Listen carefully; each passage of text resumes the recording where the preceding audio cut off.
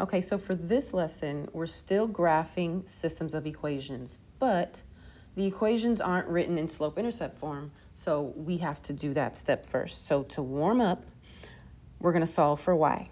Now remember, if you want to get y by itself, right, circle the y and its coefficient, and we're going to leave that alone, okay?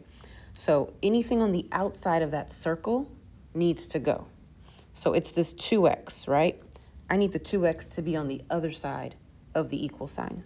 So how do I get rid of a positive 2x? I do the opposite and I subtract 2x. And I'm not going to put it under the 6 because that 6 doesn't have an x, so those aren't like terms. So it hangs off in space.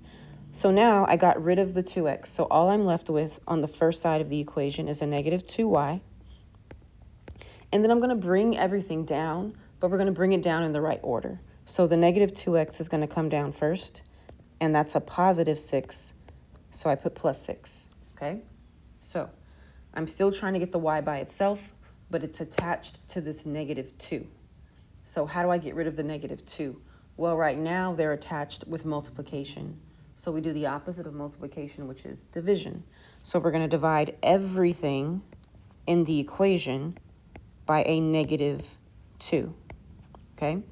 So that leaves us with just the y like we wanted. Negative divided by negative is positive. 2 divided by 2 is 1, so I have a 1x, or you can just put x. Positive divided by negative will be negative.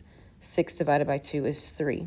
So once I simplify this equation, it's simply y equals x minus 3. And that's it for our think about it.